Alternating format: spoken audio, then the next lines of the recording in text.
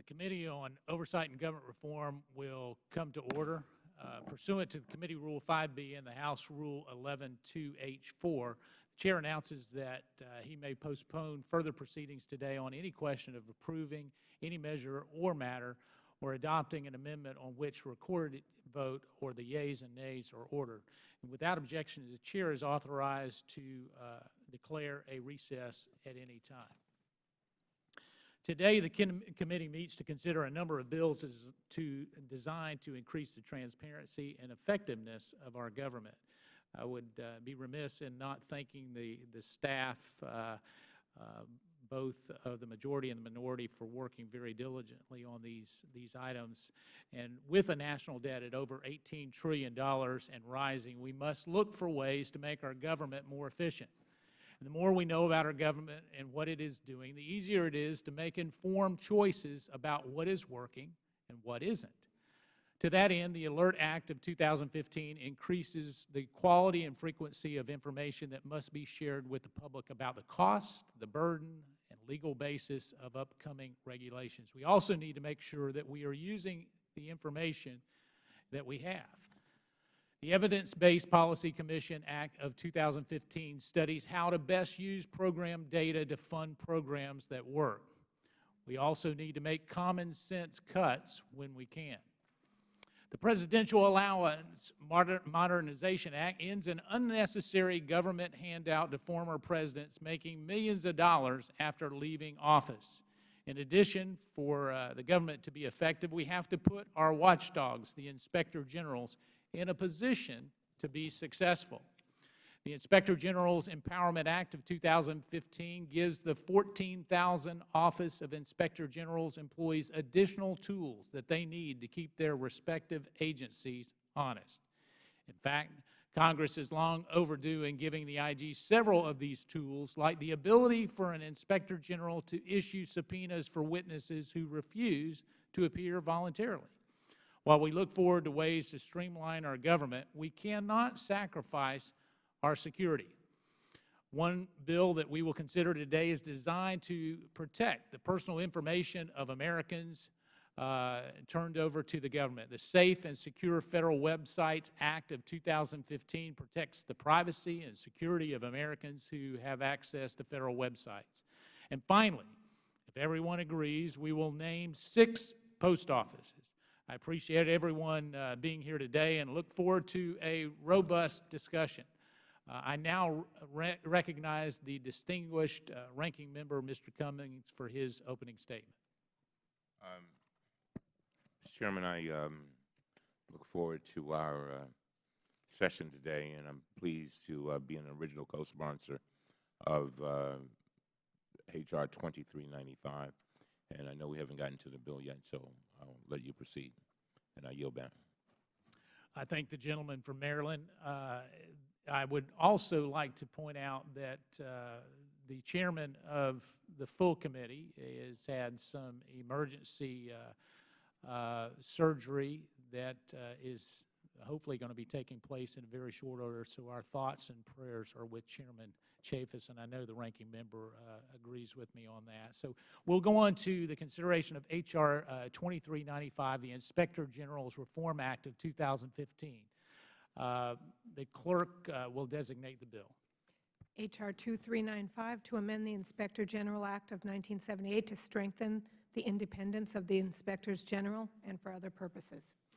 I ask unanimous consent that the bill be considered read and open for amendment at any point. Hearing no objections, so ordered. I'd like to take 5 minutes to explain the legislation. Inspector Generals are on the front line defense in preventing waste, fraud, and abuse within the federal government. During fiscal year 2013, 72 offices of Inspector Generals made recommendations with potential cost savings to the taxpayer totaling $51.8 billion. That is why this committee's first hearing focused on the roadblocks that Inspector Generals continue to face as they work to hold agencies accountable. This bipartisan bill makes a number of needed improvements to the Inspector General's Act. One important change is adding the ability for the Inspector Generals to issue testimonial subpoenas for federal contractors and former federal employees to ensure more complete and thorough investigation. The bill also authorizes IGs to manipulate certain electronic data to gain a better understanding of how their respective agencies are policing federal programs. Combined, these changes will strengthen the IG's community's ability to identify fraud within the agencies they oversee. I'm pleased to join Chairman Chaffetz and Ranking Member Cummings in sponsoring this bill and urge its adoption. I now recognize the Ranking Member for 5 minutes for any statement on the bill. Thank you very much, Mr. Chairman.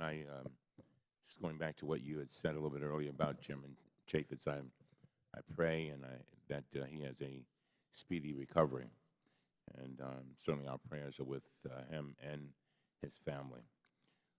Mr. Chairman, I'm pleased to be an original co-sponsor of this bill, 2395, along with Chairman Chaffetz and you, Chairman Meadows. The bill we are considering today is the result of bipartisan discussions and negotiations in the last Congress. That's the way the legislative process should work. I appreciate the continued cooperation of Chairman Chaffetz has provided in working with me on the bill we're considering today. The Inspector General Empowerment Act would provide important authorities to help IGs do their jobs more effectively and efficiently. This bill would give Inspector Generals the ability to subpoena witnesses to testify. This would be a very significant new authority, which I've raised concerns about in the past. I believe that most IGs would act responsibly. It is important that we include safeguards, however, to protect against the possibility of an IG abusing unilateral power to issue subpoenas. So this bill includes several safeguards. The bill would require an IG, before issuing a subpoena, to go through 2 reviews. The first review would be conducted by the Council of Inspectors General for Integrity and Efficiency. A panel of 3 council members would have to approve the subpoena before the IG could issue it. The second review would be conducted by the Attorney General, who would have 10 days to object if the subpoena would interfere with an ongoing investigation. I believe the bill strikes a very careful balance in granting IGs with the authority to interview witnesses outside the government, while also providing these important checks against potential abuse.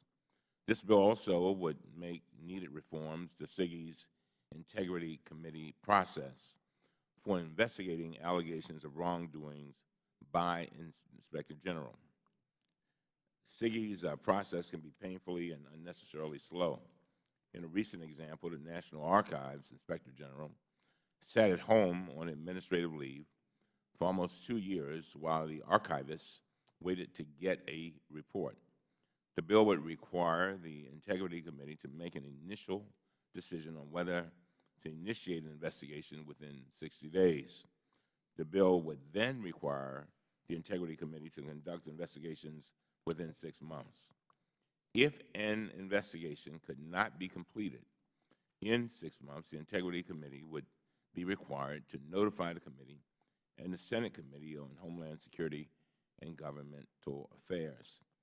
The Inspector General Empowerment Act makes other improvements to provide IGs with timely access to information, such as exempting IGs from the Paperwork Reduction Act and the Computer Matching and Privacy Act. I believe this bill will help IGs do their work more effectively and efficiently, and I urge the committee to approve it. And with that, Mr. Chairman, I yield back. I thank the gentleman for his work on this particular important issue. Do any other members wish to speak on the bill?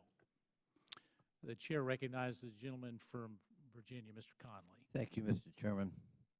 I just, for the record, want to note one of the problems with the current structure for Inspector Generals to police themselves when there have been allegations of wrongdoing by them is a very non-transparent, very cumbersome, very non-accountable process.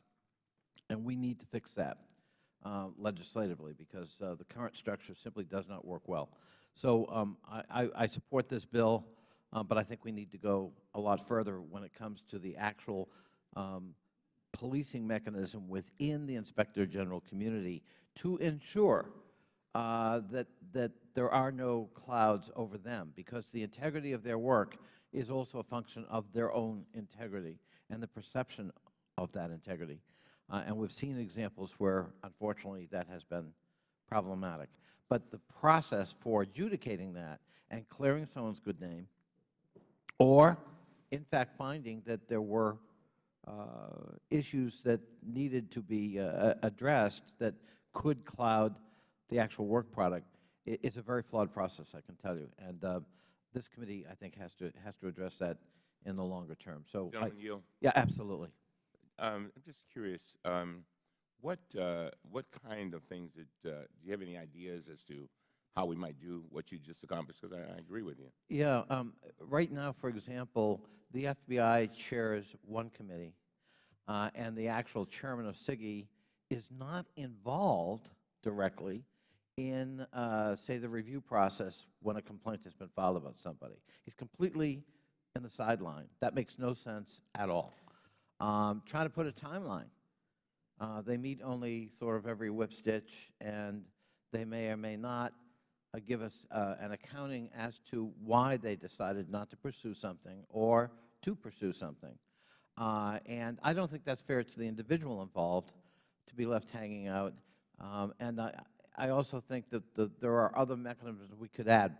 We're looking, for example, at maybe there could be a role for the GAO in part of this as a legal advisor to the SIGI. So I think streamlining that and making it more accountable and putting some deadlines and timelines and again, more transparency, I think would really help, because we've had some examples, multiple examples, where concern on both sides of the aisle about individual inspectors general or charges filed or made about certain inspectors general have actually clouded the work product.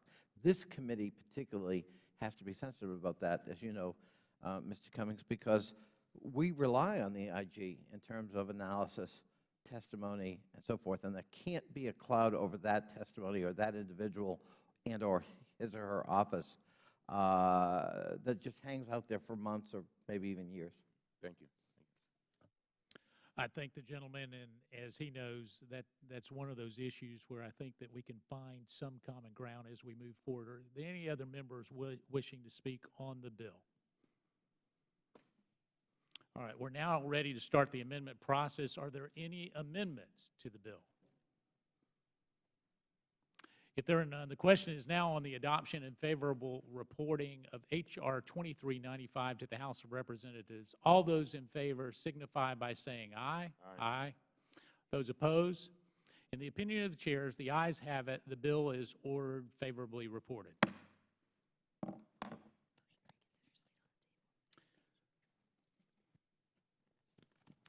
Without objection, the motion to reconsider is laid upon the table.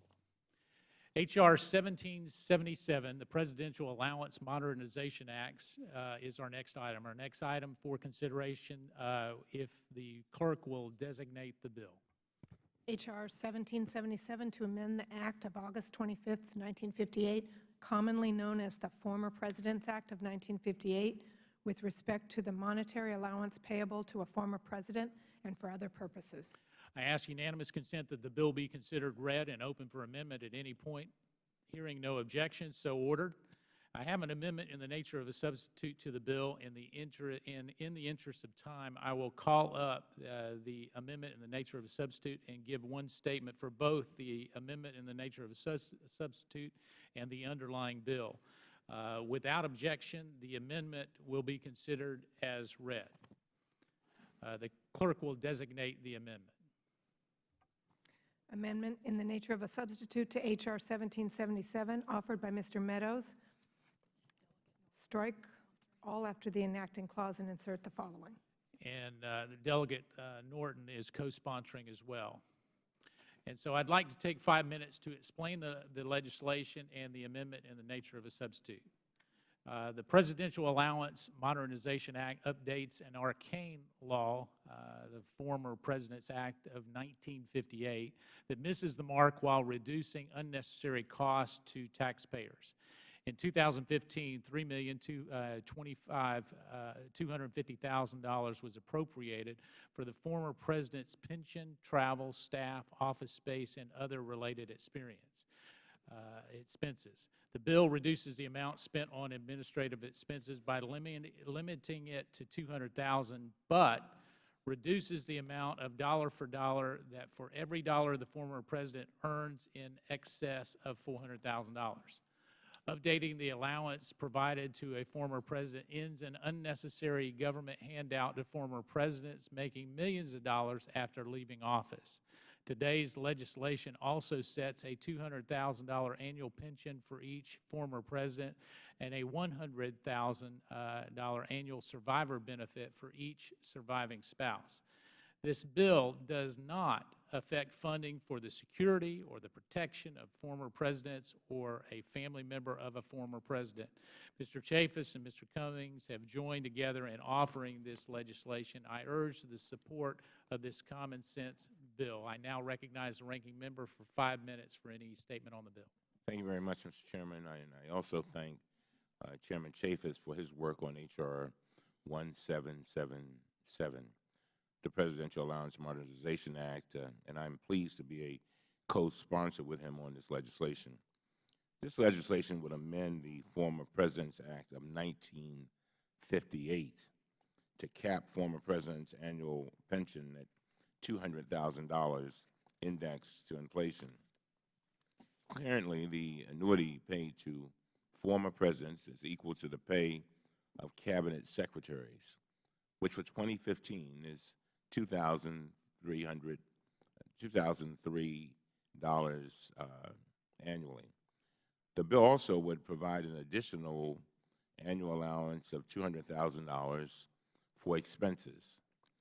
Former presidents currently receive an annual appropriations to cover their travel, staff, and office expenses, which in fiscal year 2014 totaled approximately $3.5 million for the 4 living former presidents.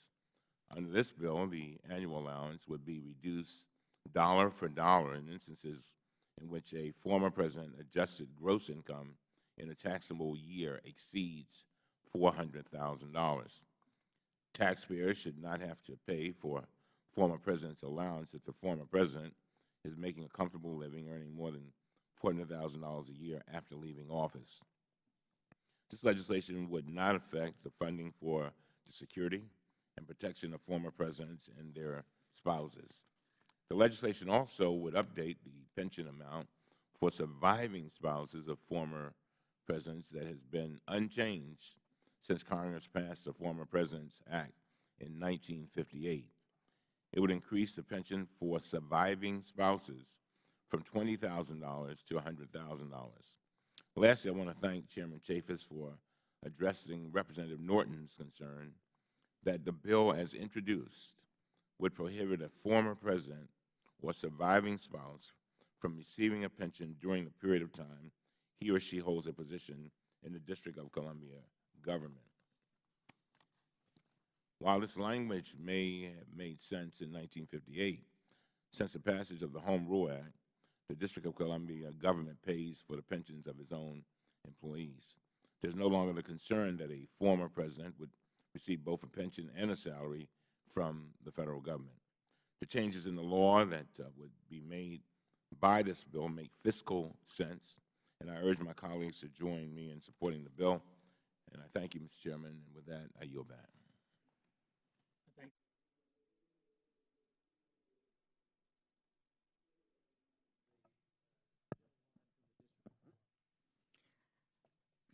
I want to thank you, Mr. Chairman. I thank you, Chairman Meadows. I thank Chairman Chaffetz, and of course, I thank our ranking member, Cummings, for incorporating into the bill the status of the District of Columbia as in the nature of a substitute.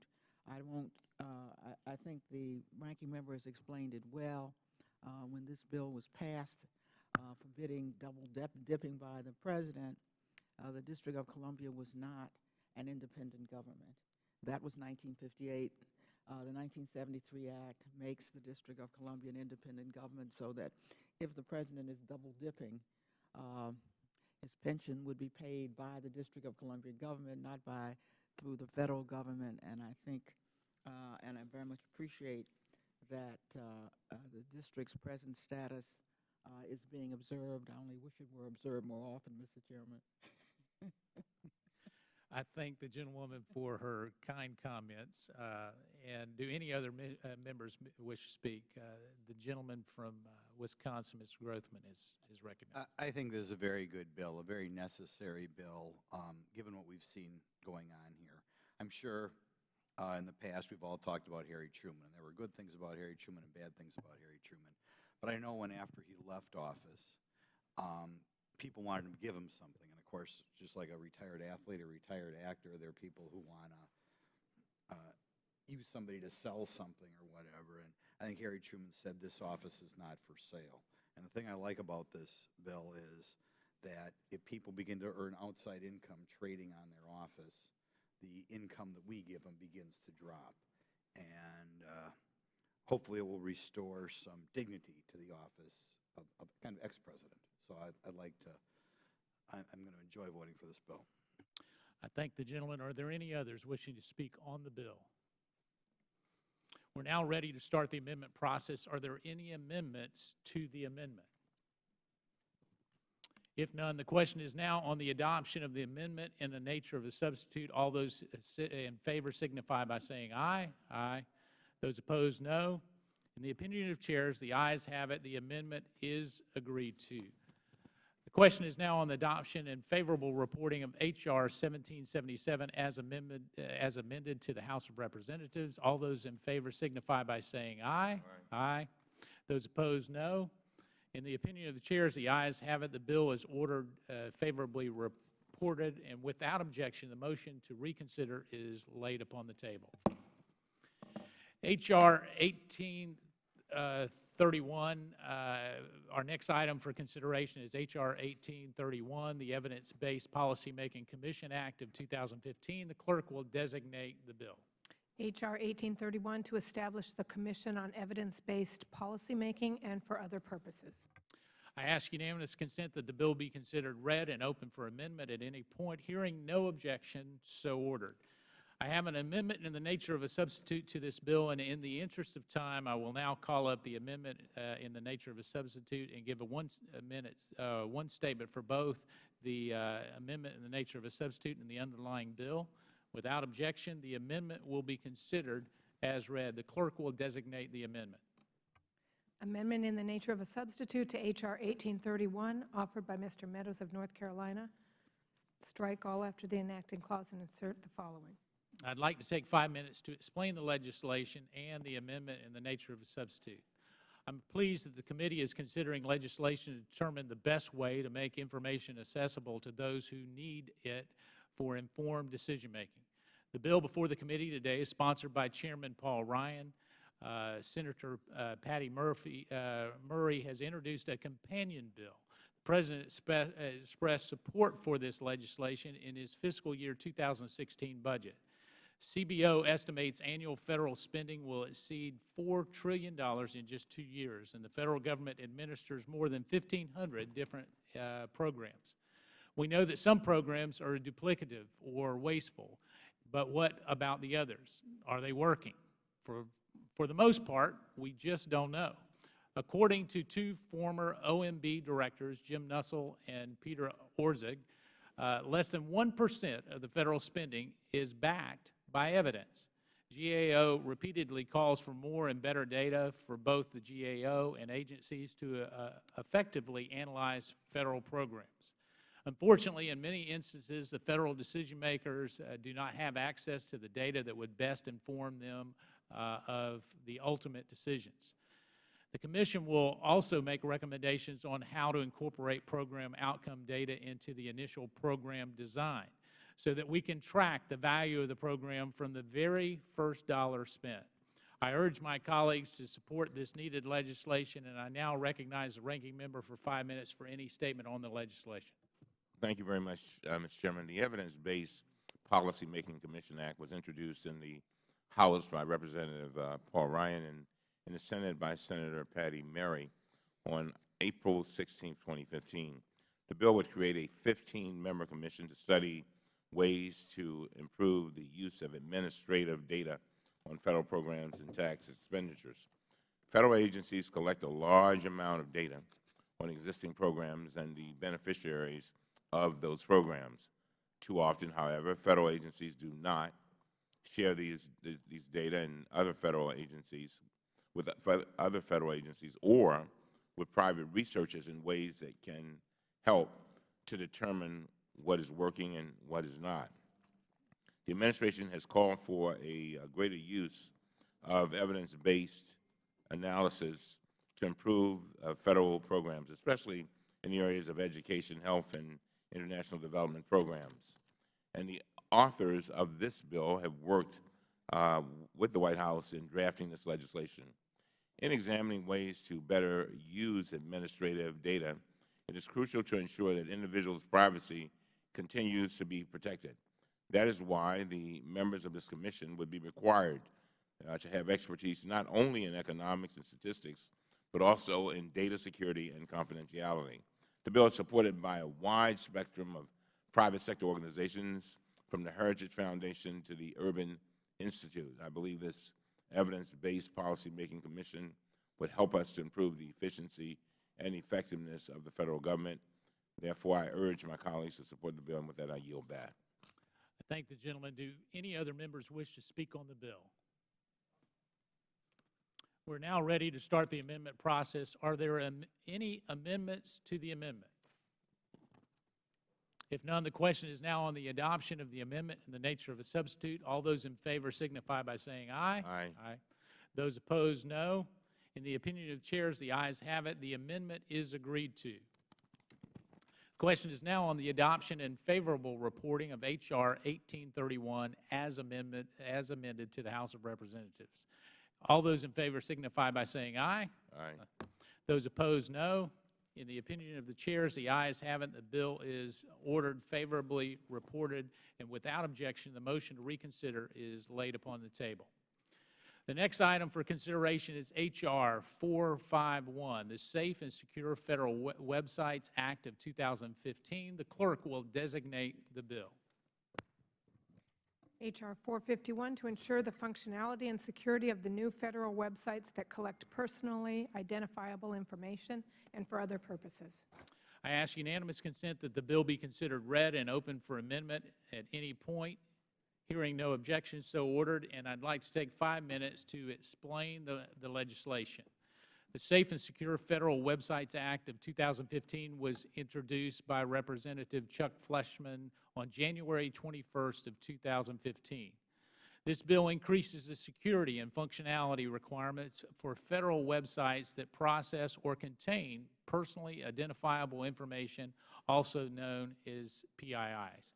The bill also puts in place strict procedures that must be followed in the event of an information security breach involving a PII. The federal government remains vulnerable to cybersecurity threats.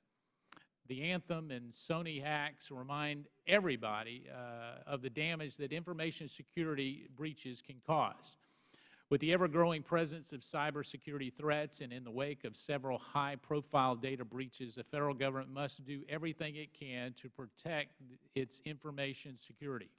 Americans should be able to trust the safety of their personal information when providing it to the federal government.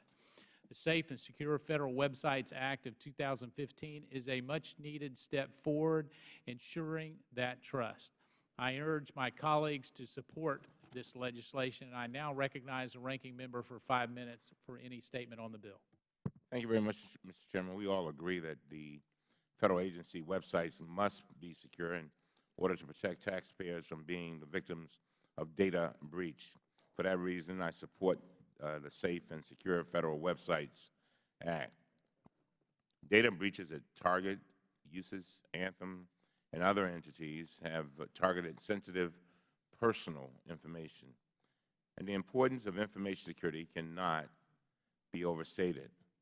It is our responsibility to ensure that the Federal Government does everything it can to protect the personal information of American citizens from cyber attackers. This bill would require Chief Information Officers to certify to Congress the functionality and the security of new or substantially modified websites that will contain personally identifiable information. This bill would also require OMB to develop policies and procedures for agencies to follow in the event of a breach of information security involving the disclosure of personally identifiable information. I believe these requirements are positive steps in preventing harmful data breaches within the Federal Government. I commend Representative Fleshman for introducing this legislation. Mr. Chairman, I hope we can work together to move this bill forward in a bipartisan way. I also hope we can work together to ensure that this bill is compatible with the existing framework of the Federal Information Security Management Act. And with that, I yield back. Do any other members wish to speak on the bill? The gentlewoman wants to speak on the bill or offer an amendment.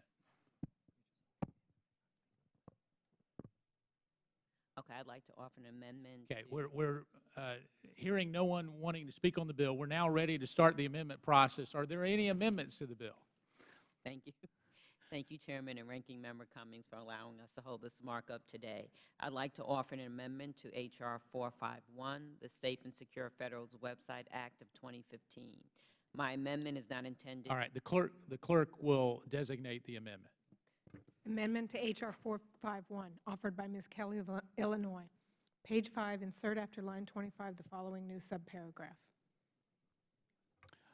All right, the amendment's being passed out, so the gentlewoman from Illinois is recognized for 5 minutes to explain her amendment, and without objection, the amendment is considered read.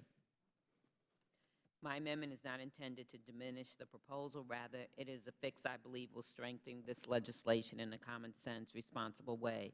My amendment aims to enhance data security by expanding the definition of secure to include the application of information security controls like encryption, masking, and other similar actions to further ensure the protection of PII collected, stored, and maintained in connection with federal websites. So as we work to bolster protections for users on federal websites, my amendment merely adds safeguards to help ensure that personally identifiable information that is collected is protected. This is a sensible tweak, and it is something that I hope our committee can support in a bipartisan way as a small, impactful, responsible fix. With that, I Would the gentlelady yield? Yes. Mr. Chairman, I support this amendment and appreciate the work of the ranking member of the Information Technology Subcommittee, Representative Kelly. This amendment enhances efforts to protect personally identifiable information on federal websites. It adds security controls, safeguards, and best practices that cybersecurity experts in the public and private sector agree will help ensure the confidentiality and security of personally identifiable information. These added safeguards will also help build the American public's trust in the government handling of sensitive information. This is a good amendment that is a result of our efforts to examine data breaches and develop policy response to address cybersecurity threats. With that, I urge members to support this amendment, and I yield back.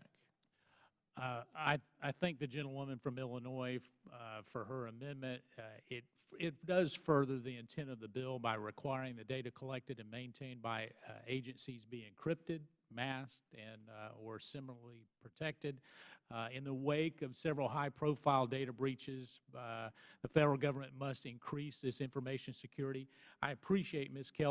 Kelly's offering of this amendment. I do urge for its adoption. Are there any others wanting to speak on the amendment? So no further discussion on the amendment. Is there any further discussion on the amendment? If not, the question is now on the amendment offered by the gentlelady from Illinois. All those in favor signify by saying aye.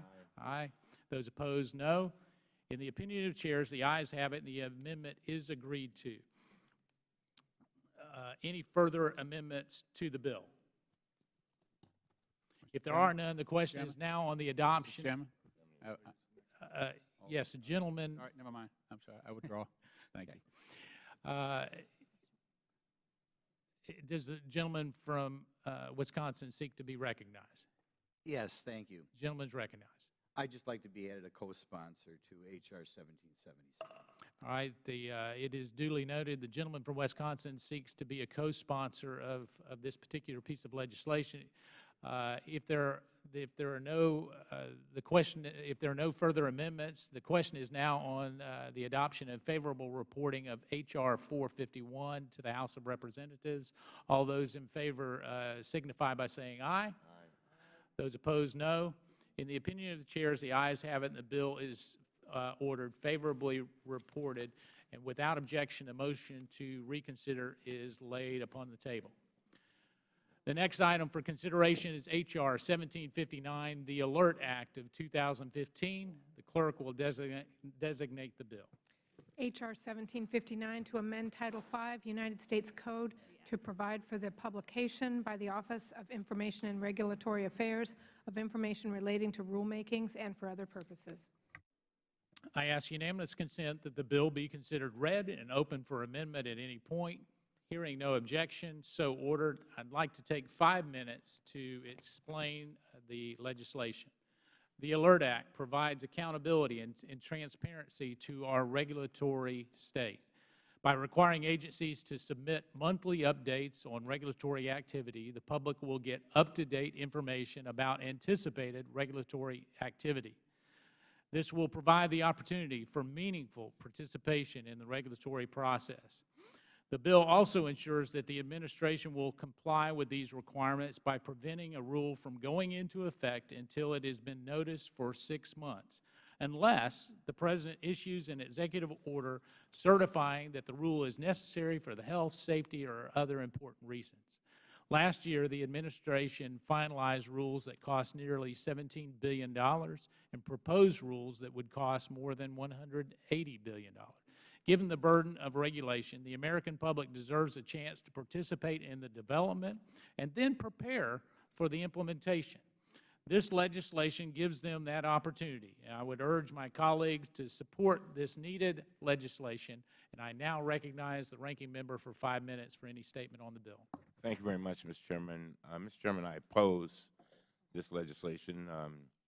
This bill is clearly a wolf in sheep's clothing. The Alert Act is another attack on agency rulemakings that is being mischaracterized as improving transparency. This bill would prevent a rule from taking effect until certain information is posted online for at least 6 months.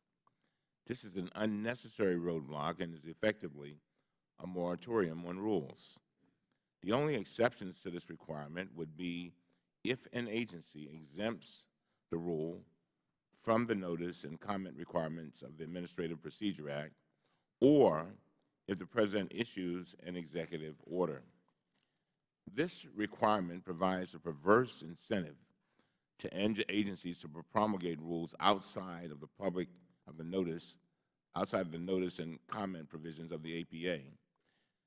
One example of a rule that could be affected by this bill is the Department of Labor's Black Lung Benefits Act rule. That rule, which would require full disclosure of medical information about minors, is aimed at leveling the playing field for minors suffering from black lung disease. Under the Alert Act, this rule could not take effect until the information required by the bill had been posted online by the Office of Information and Regulatory Affairs for six months. If OIRA failed to post a required piece of information, the Department of Labor could not finalize the rule unless the President stepped in and issued an executive order. This would serve as an arbitrary moratorium. Coal mine workers, as well as every worker, deserves better than that. Many of the disclosure requirements in this bill also are redundant Agencies already publish regulatory plans twice a year, laying out their plans for rulemakings. This bill would require agencies to provide monthly updates to their regulatory plans. This is unnecessarily burdensome and would require agencies to divert already scarce resources to comply. The monthly reports would have to include estimates of the expected costs of a rule. Now, the ALERT Act, however, includes no similar requirement for agencies to disclose the benefits of a rule. The bill also would require OIRA to provide an annual estimate of the cumulative costs of all proposed and final rules. OIRA would be prohibited from showing how much costs would be offset by the benefits. The ALERT Act purports to be a transparency bill, but it would provide only one side of the story by requiring estimates of the cost of rules without requiring estimates of their benefits. The Coalition for Sensible Safeguards, which represents over 150 good government, labor, scientific, and health organizations, has sent a letter opposing H.R. 1759. Mr. Chairman, I ask unanimous consent to put the letter in the record. Without objection. The letter states, and I quote, "The requirements of the ALERT Act, which would delay important public protections and waste scarce government resources, fail to provide needed transparency improvements in the regulatory review process. Instead, the reporting requirements mandated under the ALERT Act would undermine transparency by generating cherry-picked data that seems calculated to provide a distorted picture of the United States regulatory system." Mr. Chairman, I oppose the ALERT Act, and I urge my colleagues to do the same. And with that, I yield. Would my friend yield Yes, for a of course. question? Is it not true that the ALERT Act before us explicitly prohibits OIRA from taking into account benefits when providing the cumulative cost estimate of proposed and final rules? That is correct. Explicitly prohibits that analysis of benefits? Incredible. Yes, that's correct. I thank my friend. I yield back. I would like to clarify for my good friend from Virginia, the explicitly prohibits is not in the text of this particular bill. And nothing in this bill prohibits the reporting of benefits. What it does say is that you can take those benefits and offset real costs, justifying those benefits based on that. So there's nothing that would prohibit them from mentioning the benefits, of outlining the benefits in their reporting. And indeed, this particular piece of legislation, because I know the gentleman wants this open and transparency, that is something that is bipartisan for both of us. When we really look at this particular piece of legislation, I think it's important to note that the reporting that we're asking to be done is something that could be done today because the process goes on. The ranking member mentioned a particular situation. Well, that certainly comes under the confines of where the President can exercise that executive order. It deals with the health of those minors, and so it would certainly be in keeping with that. But the other aspect of this that I want to stress is we've had an OIRA hearing, and I know the gentleman from Virginia and I conducted that hearing. What was troubling to me as we started to see some of this was the willingness of that particular agency to keep Congress and the American people out of the process. And I know that the gentleman agrees that we need to be part of that process. What the word that came back to many of us was that we don't want to have members of Congress weighing in because of potential undue influence. Now, the interesting part about that, here is a regulatory body designed to set regulations to carry out the will and the intent of Congress, but yet doesn't want congressional input. I find that very troubling, regardless of which side of the aisle that you're on, because what we do is we each represent 700,000 plus or minus people. It is important for us to have a voice so that the voice of the people that we represent are able to put in the input. This particular process, many of these rules are going on, and what happens is they only report it after it's all done, said, and finished.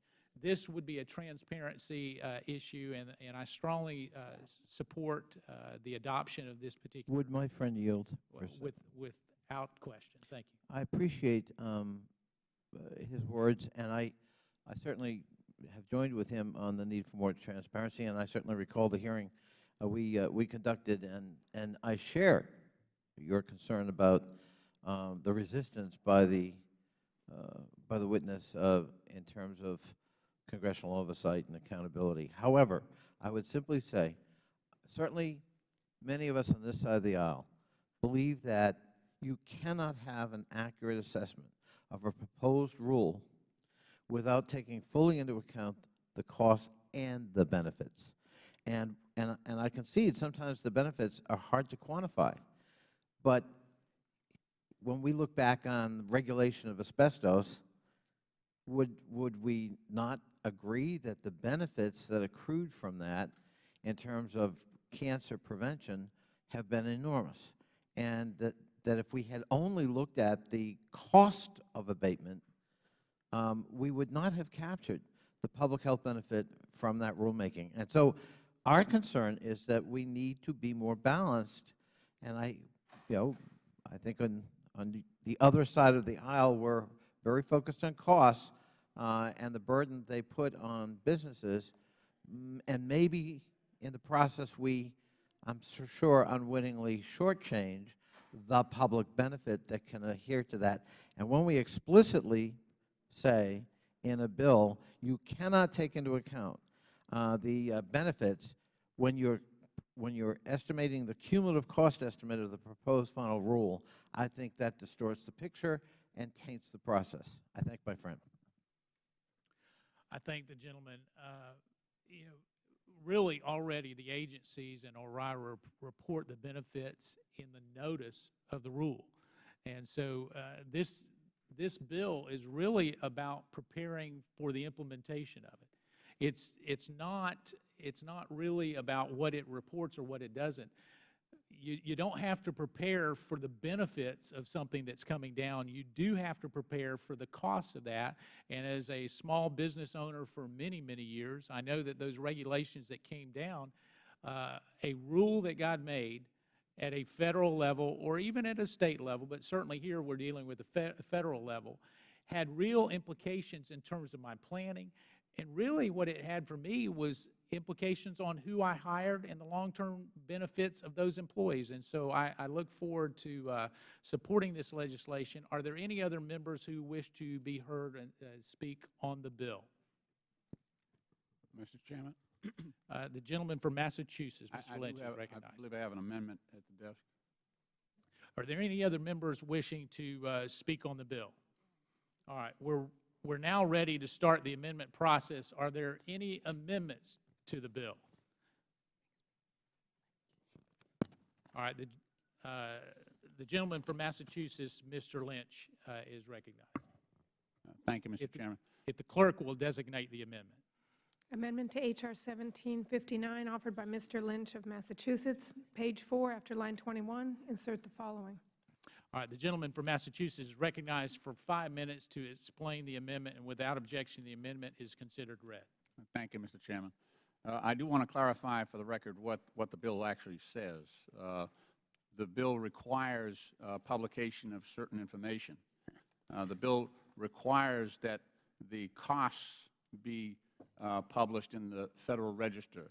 Now, the gentleman has suggested that the agency can somehow assume the responsibility to also publish the benefits, but that is not what the bill says. The bill says to publish the cost without a reduction of the costs by any offsetting benefits. So it specifically rules out the tabulation of benefits.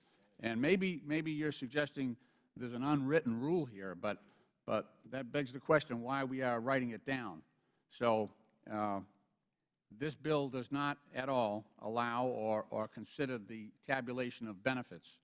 This amendment to the so-called All Economic Regulations Should Be Transparent Act recognizes that the importance of agency rules cannot be determined on the basis of industry costs alone.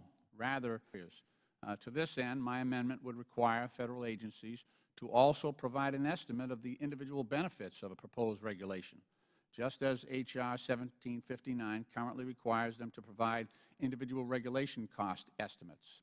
It would also require the Office of Information and Regulatory Affairs to include the total benefits of proposed and final agency rules in that annual report that it would be required to issue pursuant to the underlying bill. Currently, H.R. 1759 expressly prohibits the consideration of total benefits in the calculation of the cumulative costs of agency rules. This is why we call it a cost-benefit analysis, because there's consideration of the benefits.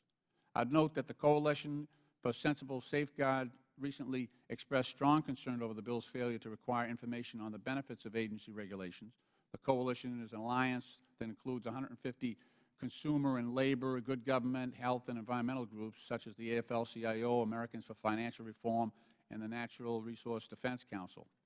According to the Coalition's letter of opposition to H.R. 1759, this bill's one-sided focus on regulatory costs provides a highly distorted picture of the value of critical safeguards that all Americans depend on. By focusing exclusively on regulatory costs, this bill gives the misleading impression that regulations are an inescapable drain on the American economy. The 2014 draft report issued by the Office of Information and Regulatory Affairs on costs and benefits of major federal rules served to illustrate the extent of transparency that is lacking when we only consider the costs associated with an agency regulation. Chief among the principal findings in this report is the estimated annual benefit of major federal regulation reviewed by the Office of Management and Budget. In particular, from October 2003 through September 2013, and spanning Republican and Democratic administrations, our federal agency estimated aggregated benefits between $217 billion and $863 billion. In contrast, the estimated annual costs of major federal rules range between $57 billion and $84 billion. Moreover, while a few rules had net costs, the report found that a significant majority of rules had net benefits. For example, several clean air rules promulgated by the Environmental Protection Agency's Office of Air and Radiation had significantly high estimated benefits that are attributable to the reduction in public exposure to air pollutants. According to the report, the Clean Air Fine Particular Implementation Rule of 2007 had benefits ranging from $19 billion to $167 billion per year. These regulatory benefits would not be considered under the current version of H.R. 1759. Other health and safety rules were similarly identified as having significantly estimated benefits to the American people. International trade-related environmental and safety regulations designed to reduce the public risk associated with mad cow and other diseases from goods imported to the U.S. resulted in an annual estimated net benefit of $1 billion to $1.4 billion. Patent safety rules that address dietary supplements oversight, medical error, and safety requirements for long-term care facilities had an estimated benefit of between $12.8 billion and $21 billion per year. And transportation-related safety rules designed to reduce the risk of injury and death associated with airplane, vehicle, and train travel had estimated benefits of between $15 billion and $27 billion annually. These regulatory benefits would also not be considered under the current version of 1759. If we're seeking to enhance the transparency in agency rulemaking, we can't simply give the American people one side of the story. Meaningful transparency in the context of critical regulations issued by our federal agencies requires that the American people do not only know the industry costs of particular regulations, they must also be aware of its estimated benefits to their health and safety. For this reason, I urge my colleagues on both sides of the aisle to support this amendment. And I just want to say that by requiring the agency to continually reassess month after month after month a standing regulation, this is actually paralysis by analysis. That's all this agency will be doing, is just reviewing its regulations. That's it, because the regulations go, the analysis takes more than a month. So if you're requiring it every month, they will continually fall behind, and you talk about a waste of taxpayer money. This bill is all about that. So I yield back the balance of my time, and I appreciate the Chairman's courtesy and his indulgence. Thank you. Well, I thank the gentleman from Massachusetts and someone I consider a friend. I would point out, however, that in his very articulate defense of the benefits, that he enumerated at least 6 different times where the benefits already have a cost associated with them. And so it is already being factored in by OMB, according to your testimony here, that we already know the benefits. We make an assumption. We make an assumption that any regulation that is being put forth is to the benefit of the American people. We have to make that assumption. Would the gentleman just yield for a second? Sure. Look, this bill is about publishing information in the CFR. So, Exactly.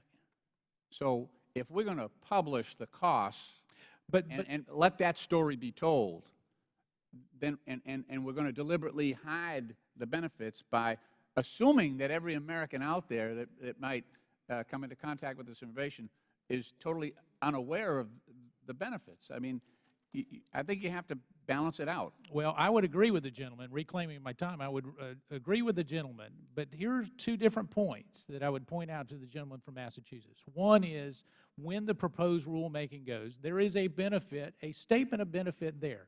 Maybe not a cost or the financial cost. It does come out in other areas. OMB, as you mentioned, 5 or 6 different times in your testimony.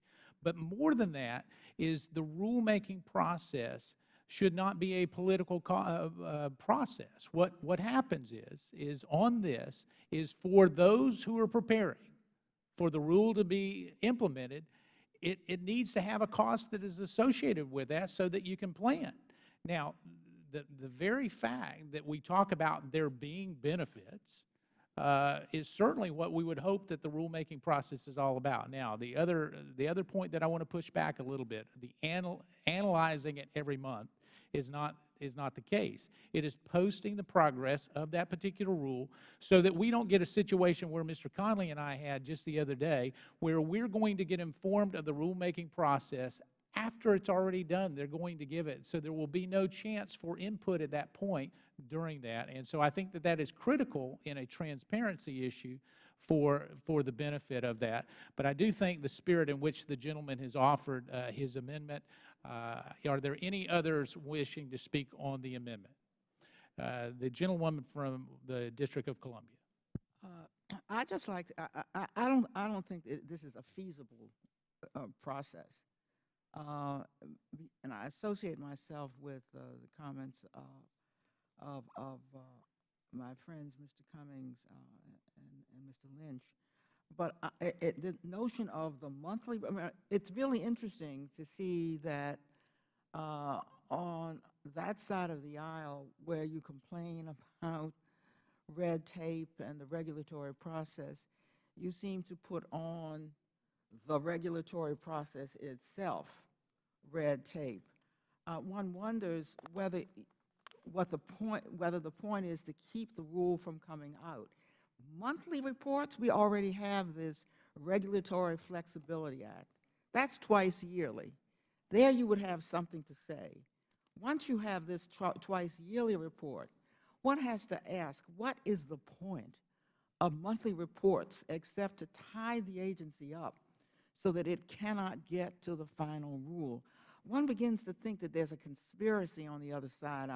On T&I, there's been a bill passed that would essentially keep the waters of the U.S., which is about to be reported out, send it back after years of consultation with everybody and his mother. Now, on this committee, we have this conflict between benefits and costs, which are apparent on the face of this. But I must say, on the notion of the monthly reporting, if you don't have the monthly report up, then you get penalized.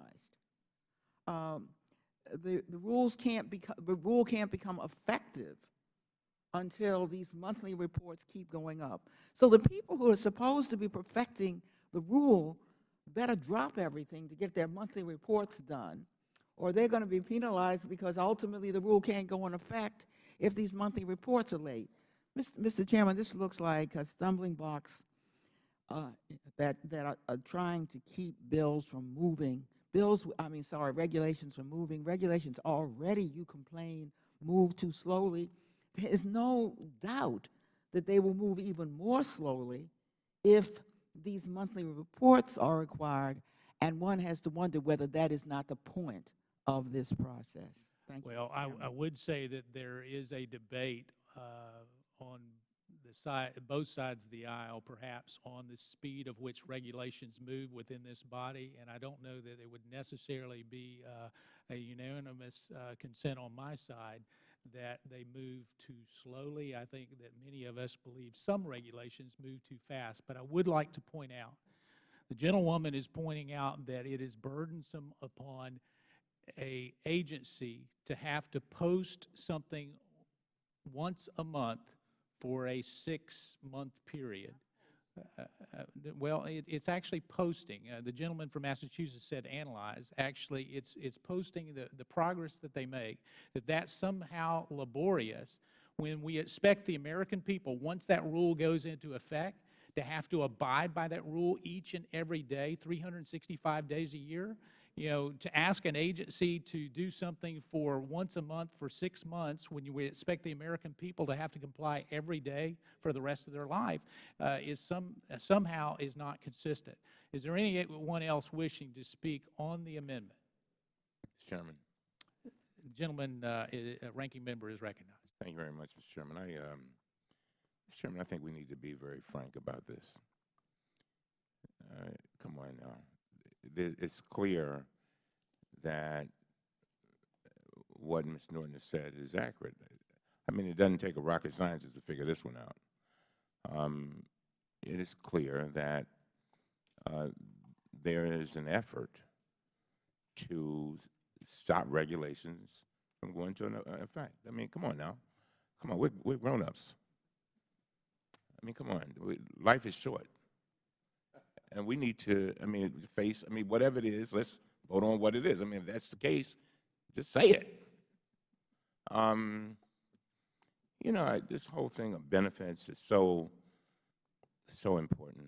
I think about the idea that you just give costs, you deal with costs. But most regulations, I think, are about the business of trying to help people live the best lives that they can. And no, I know a lot of folks may not like regulations. They may feel that they are burdensome. But the benefits are so very, very important. And I think a lot of times we don't look at the benefits because in the end, the regulations probably would have prevented some real problems. And since the regulations are in effect and they prevent those problems, so it's not as big a deal. But once the problems take place because of we don't have the regulations, then people say, wait a minute, what did you do? Why didn't you deal with this? And all I'm saying, Mr. Chairman, is I know the way this is going, but at least let's be frank. If you don't want to regulate, just say it. I mean, it's simple. But I think it is important that we look at benefits. And I think sometimes I think we have this belief that those people who are putting forth the regulations are some folks who may not be competent or may not be patriotic or whatever. These are hardworking Americans who are working for our government and, again, trying to create a situation that is balanced. And that leads me to my last word. Balance is so important in everything you do in life. I don't care what it is. And so if you're going to tell me about the costs, I want to know about the benefits too. We go through a balancing act in almost everything we do in life. And if you don't, then you're in trouble. And from almost every decision we make, and that balancing is very, very important. But when you leave out one side of the balance, then all you see is, in this instance, the cost. As you will recall, Mr. Chairman, Chairman Issa sent out 160 letters to manufacturers and to corporations a few years ago, and he wanted them to tell him all of the regulations that were upsetting to them. They never sent anything out to any of the organizations that were the good government benefit type. All we got was the people who were complaining. That's what we dealt with, 160. And we got a whole boatload of things that people have been complaining about for years. All I'm saying is, Mr. Chairman, I guess as I get older, I just want to be frank. And I want us to have balance.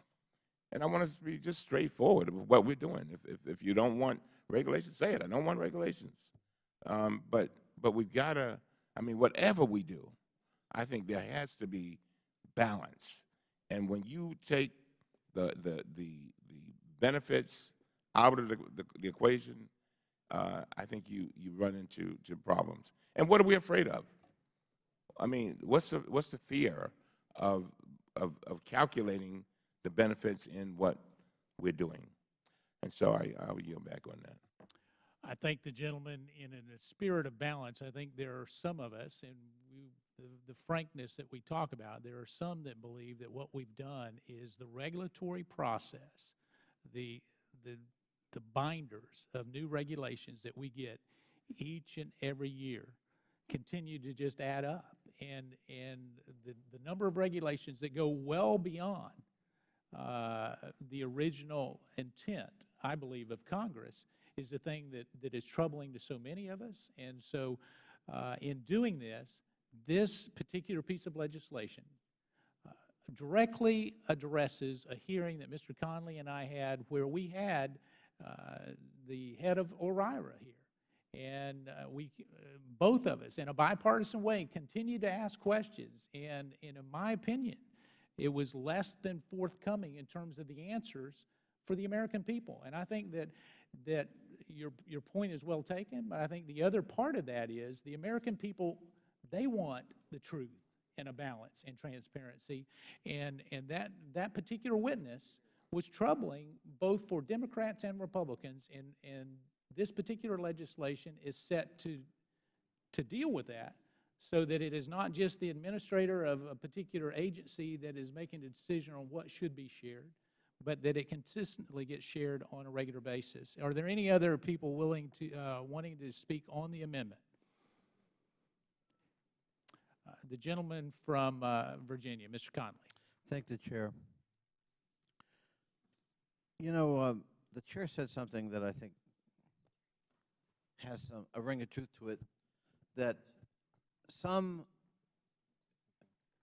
who look at the issue of rulemaking and regulation assume that the costs are always outweighed by the benefits. And therefore, ipso facto, it is always a good thing. And that's probably true. But this legislation does exactly the opposite. And that's what Mr. Lynch's amendment is designed to try to correct. It's always assumed that regulation is a bad thing, a burdensome thing, that impedes the ability of business in America to succeed. And we, in that narrative, we necessarily must downplay as almost ephemeral any public benefit that can accrue from that rulemaking and regulation. One wonders if this legislation were law and we superimposed it historically on some classic tragedies that led to regulation in an earlier era. The shirtwaist factory in New York comes to mind in terms of working conditions and safety regulations in the garment district. In the Teddy Roosevelt era, the need for regulation that was highlighted by the muckrakers that led to Teddy Roosevelt wanting the Food and Safety Act and Drug Act that led to the protection of drugs and food in America.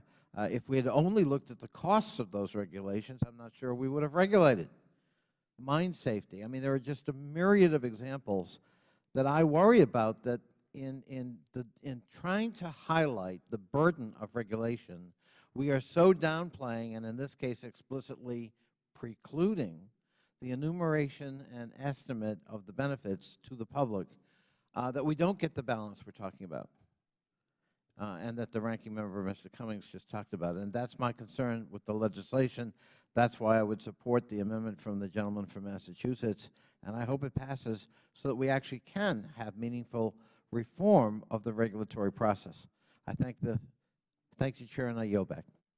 I thank the gentleman. Is there any further discussion on the amendment? If not, the question is now on the amendment offered by the gentleman from Massachusetts. Those in favor signify by saying aye. Those opposed, no. No. In the opinion of chairs, the noes have it. The amendment is not okay. As roll call has been requested as previously announced, further proceedings on the question will be postponed. Are there any further amendments to the bill? The clerk will designate the amendment. Chairman, Mr. I have an Cummings. amendment.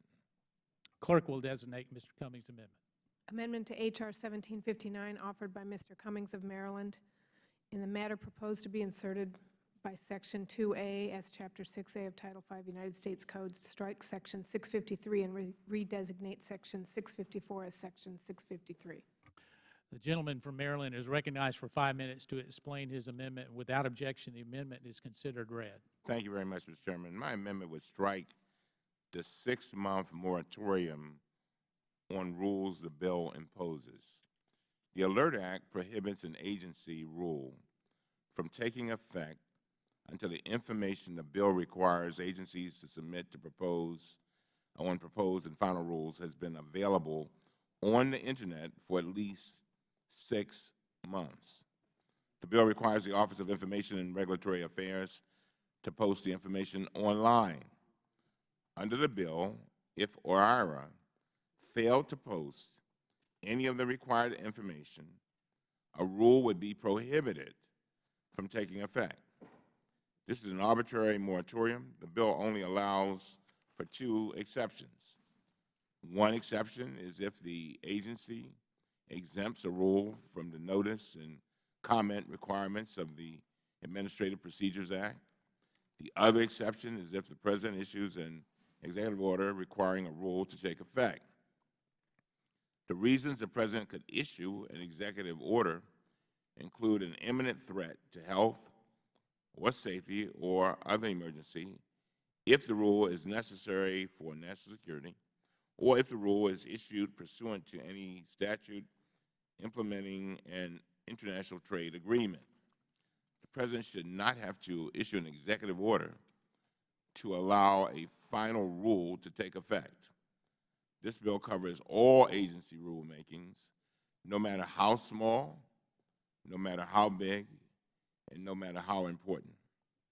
This moratorium exposes this bill for what it really is, which is a way to delay agency rules.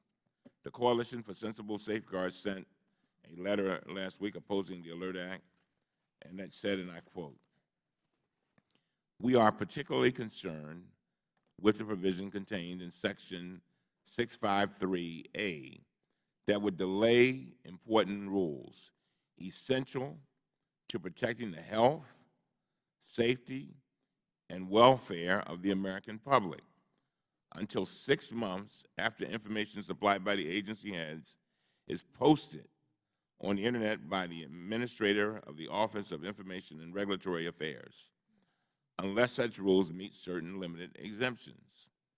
As a result of this requirement, the benefits of critically needed regulations, whether measured in lives saved, environmental damage averted, or money saved, would be put on hold unnecessarily for 6 months or longer." And end of quote. This amendment would remove the most dangerous provision in the underlying bill. Mr. Chairman, again, I emphasize that, sometimes delay can mean death. Delay can mean harm. Delay can mean consequences that we could have avoided. And so with that, I urge the committee to adopt my amendment, and I yield back. I thank the gentleman. I would point out the reason why this bill has a provision for the president to weigh in is for exactly those kinds of reasons, for health and safety. And if indeed it is that pressing, the president could act. The president in previous years has acted and certainly could put forth an executive order if it were such a pressing issue. Now, the amendment that the gentleman from Maryland proposes is really not about a moratorium. It is rather a requirement by the agencies while they're going through the rulemaking process to keep the American people updated. It is not that they have to put it here after they're done and wait for 6 months, although if they choose to do that, it certainly would apply. While they're going through the process, if they give monthly updates, by the time they're finished with the rulemaking, they will have met this 6-month requirement. Because as they go through that, they're deliberating it, it's posted, it's been up there, and they work through it. So it's not really a moratorium that would prohibit it, but indeed it is one that would just keep the American people notified. Is there any further discussion on the amendment? If not, the question is now on the amendment offered by the gentleman from Maryland. All those in favor signify by saying aye. Aye. All those opposed, no. No. In the opinion of the chairs, the noes have it. The amendment is not agreed to. A roll call has been requested. As previously announced, further proceedings on the question will be postponed. Are there any further amendments to the bill? All right. The question is now on those amendments to H.R. 1759, previously postponed. The vote will occur on the amendment offered by the gentleman from Massachusetts, Mr. Lynch. The clerk will call the roll. Mr. Chaffetz, Mr. Mica, Mr. Turner, Mr. Duncan. Mr. Duncan votes no. Mr. Jordan? Mr. Jordan votes no. Mr. Wahlberg? Mr. Wahlberg votes no. Mr. Amash? Mr. Amash votes no. Mr. Gosar? Mr. Gosar votes no. Mr. Desjardins? Mr. Desjardins votes no. Mr. Gowdy? Mr. Farenthold? Mrs. Lummis? Mr. Massey? Mr. Meadows? Mr. Meadows votes no. Mr. DeSantis? Mr. Mulvaney? Mr. Buck? Mr. Walker? No. Mr. Walker votes no. Mr. Blum? No. Mr. Blum votes no. Mr. Heiss? No. Mr. Heiss votes no. Mr. Russell? Mr. Carter? No. Mr. Carter votes no. Mr. Grothman? No. Mr. Grothman votes no. Mr. Hurd? No. Mr. Hurd votes no. Mr. Palmer? No. Mr. Palmer votes no. Madam Secretary, how am I recorded? You are not recorded. I vote no, please. Mr. Mulvaney votes no. Mr. Cummings? Mr. Cummings votes yes. Mrs. Maloney? Mrs. Maloney votes yes. Ms. Norton? Ms. Norton votes yes. Mr. Clay? Mr. Lynch? Mr. Lynch votes yes. Mr. Cooper? Yes. Mr. Cooper votes yes. Mr. Connolly? Aye. Mr. Connolly votes yes. Mr. Cartwright? Yes. Mr. Cartwright votes yes. Ms. Duckworth? Ms. Duckworth votes yes. Ms. Kelly? Ms. Lawrence? Yes. Ms. Lawrence votes yes.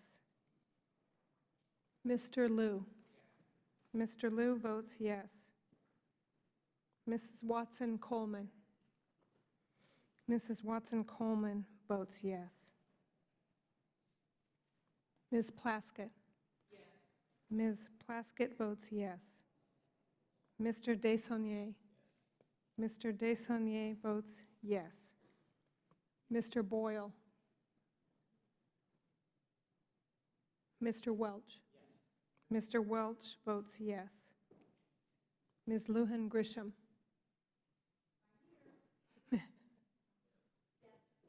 Ms. Lujan Grisham votes yes. Are there any other members wishing to be recorded? The gentleman from Kentucky, Mr. Massey. Mr. Massey votes no. Ms. Lummis. Mrs. Lummis votes no. Mr. Gowdy. Mr. Gowdy votes no.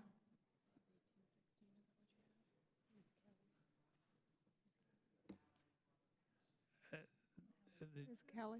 How is Ms. Kelly recorded? Ms. Kelly is not recorded. Ms. Kelly votes yes.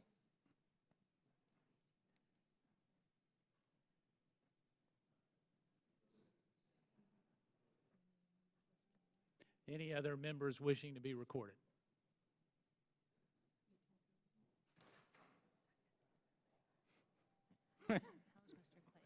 How is Mr. Clay recorded?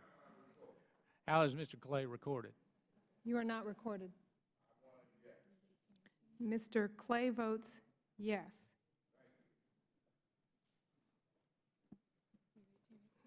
No, we have.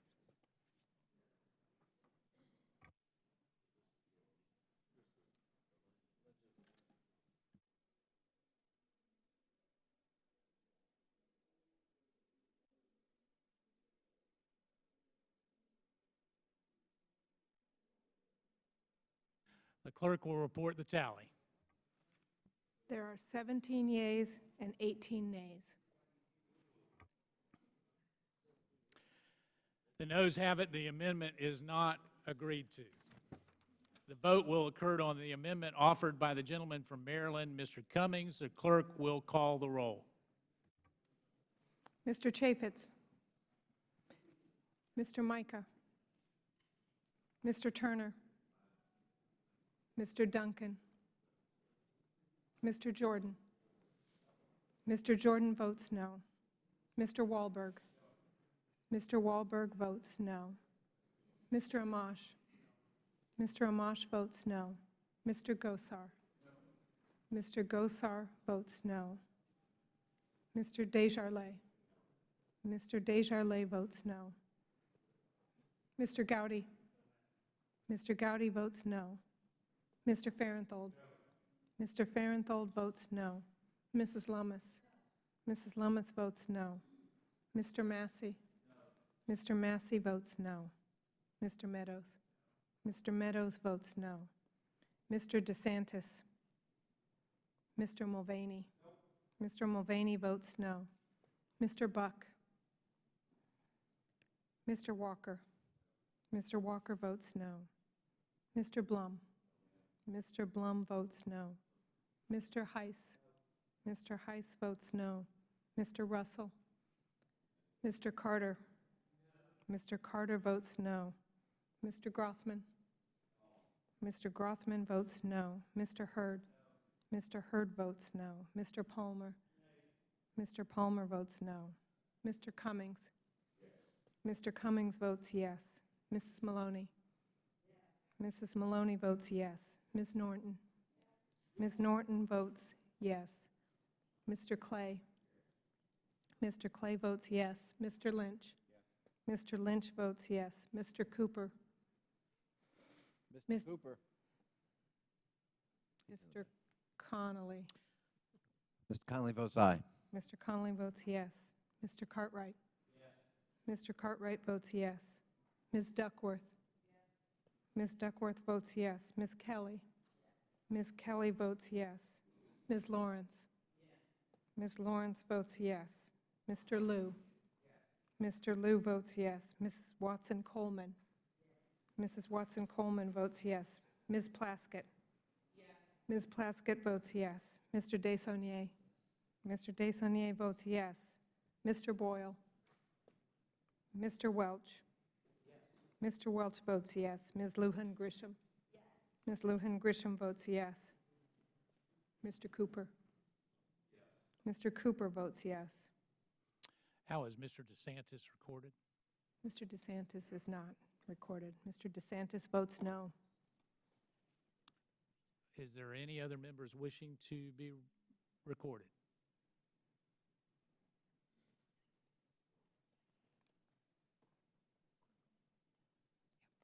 Clerk will report the tally.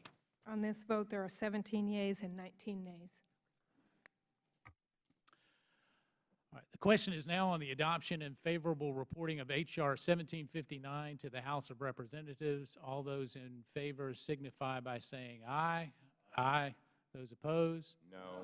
In the opinion of the chairs, the ayes have it, and the bill, the clerk will call the roll. Mr. Chaffetz? Mr. Micah? Mr. Turner? Mr. Duncan? Mr. Jordan? Mr. Jordan votes yes. Mr. Wahlberg? Mr. Wahlberg votes yes. Mr. Amash?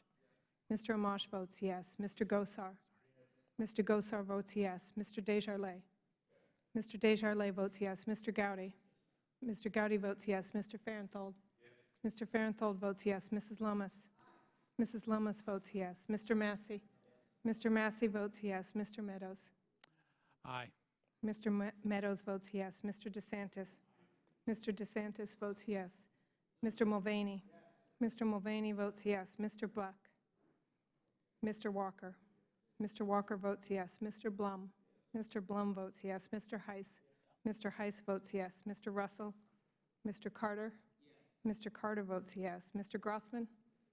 Mr. Grothman votes yes. Mr. Hurd? Mr. Hurd votes yes. Mr. Palmer? Mr. Palmer votes yes. Mr. Cummings? No. Mr. Cummings votes no. Mrs. Maloney? Mrs. Maloney votes no. Ms. Norton? Ms. Norton votes no. Mr. Clay? Mr. Clay votes no. Mr. Lynch? Mr. Lynch votes no. Mr. Cooper? Mr. Cooper votes no. Mr. Connolly? Nay. Mr. Connolly votes no. Mr. Cartwright? Mr. Cartwright votes no. Ms. Duckworth?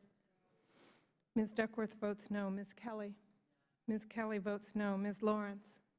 Ms. Lawrence votes no. Mr. Liu? Mr. Liu votes no. Mrs. Watson-Coleman? Mrs. Watson-Coleman votes no. Ms. Plaskett?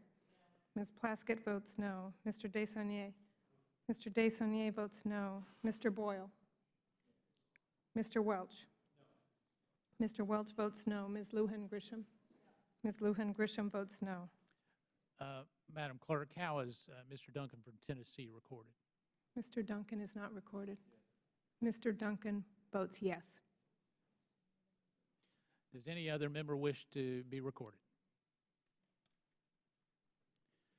Okay, the clerk will report the tally.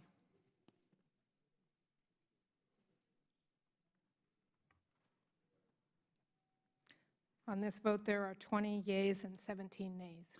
In the opinion of the chairs, the ayes have it, and the bill is ordered favorably reported, and without objection, the motion to reconsider is laid upon the table. In the interest of time, we're going to move through the following post office naming bills under a unanimous consent agreement. We have consulted with the minority and have agreed to move these bipartisan bills expeditiously.